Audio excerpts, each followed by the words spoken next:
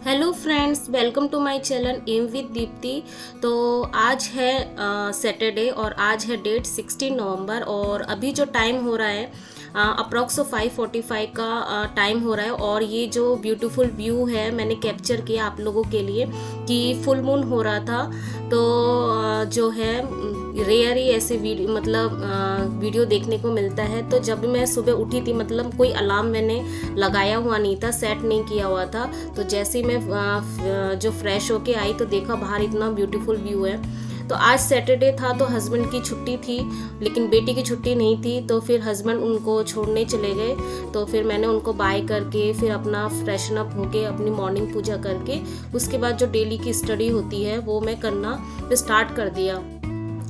तो पहले तो आप लोगों से मैं सॉरी बोलना चाहूँगी कि 3 डेज़ हो गए मेरे कोई भी ब्लॉग नया नहीं आया, जबकि मेरा ऑलरेडी जो है पेंडिंग मतलब 1 वीक पुराने जो है वीडियो चल रहे हैं, ब्लॉग आ रहे हैं। और मैं हमेशा ट्राई करती हूँ कि नए ब्लॉग ही आपको दे पाऊँ जिससे जो न्यू अपडेट है वो आपके पास आए।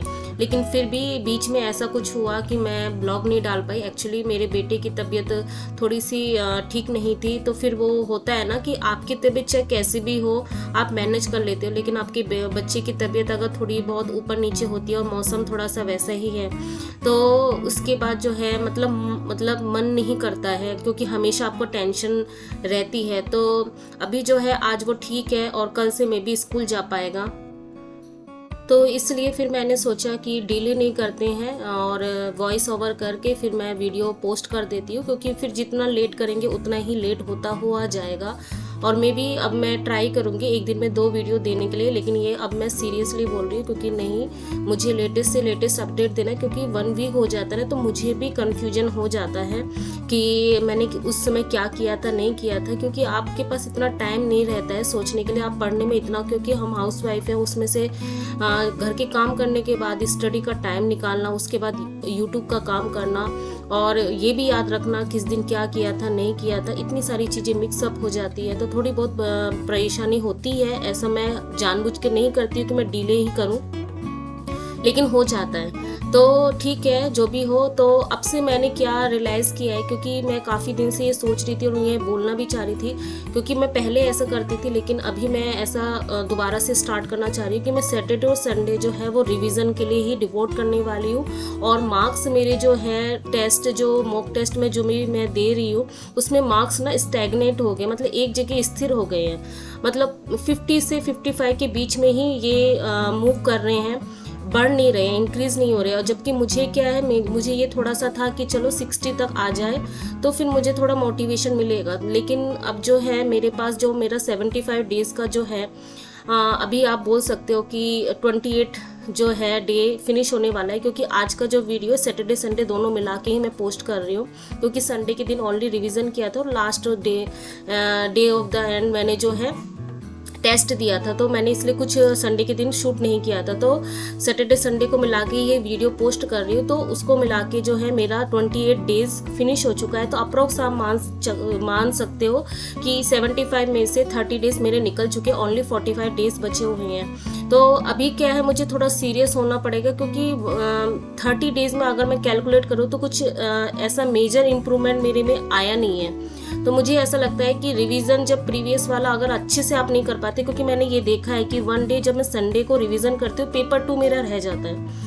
ठीक है। तो और पेपर 1 भी अच्छे से नहीं हो पाता, क्योंकि आप जीएस रिवीजन करने जाते हो तो इतना सारा मैटर होता है, तो उसी में ही 3-4 घंटे लग जाते हैं रिवीजन करने में। क्योंकि मैं स्टार्टिंग से करती हूँ सारी चीज़ें रिवीजन, क्योंकि जो भी मॉक टेस्ट देते हो वो एक पोर्शन से नहीं आता, वो पूरा आपका सब्जेक्ट को, मतलब पूरा जो बोलते हैं ना सिलेबस से रिलेटेड आता है, तो पूरा ही रिवीजन करना पड़ता है।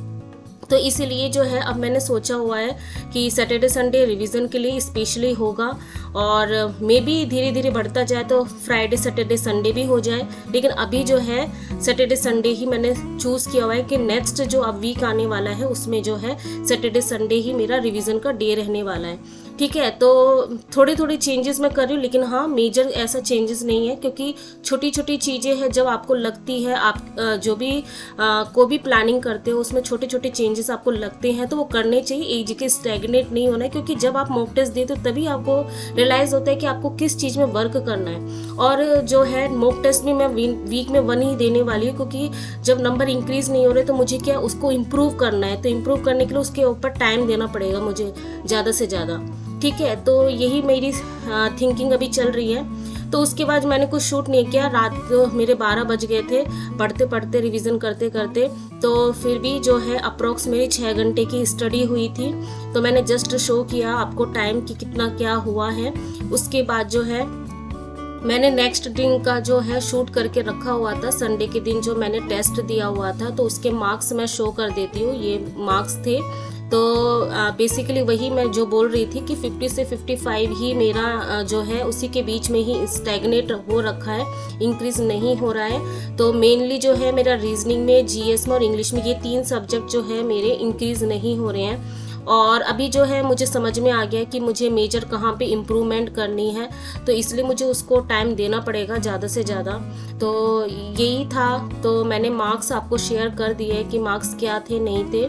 तो फिर यही था, फिर मिलते हैं नेक्स्ट ब्लॉग में। और हाँ, मैं अब से प्रॉमिस ये करती हूँ कि मैं ट्राई करूँगी कि मैं प्रॉपर तरीके से वीडियो अपलोड कर सकूँ, मैं ज़्यादा से ज़्यादा पुरानी वीडियो ना अपलोड करूँ। और मे बी आज ही मैं आपके आज संडे और संडे ही मे बी मैं आप लोगों के साथ जो वीकली प्लान है वो शेयर कर दूँगी, जिससे जो है मंडे को मुझे प्रॉपर तरीके से स्टडी को टाइम मिले। क्योंकि मंडे को मैं जब पोस्ट करती हूँ तो मंडे के दिन जो है मेरा 1 घंटा उसमें चला जाता है और 1 घंटा वीडियो अपलोड करने में चला जाता है, 2 घंटे वहाँ चले जाते हैं। तो मंडे के दिन जो है मेरी स्टडी कम हो पाती है। फिर ठीक है, तो फिर मिलते हैं नेक्स्ट ब्लॉग में। तब तक के लिए बाय, गुड नाइट।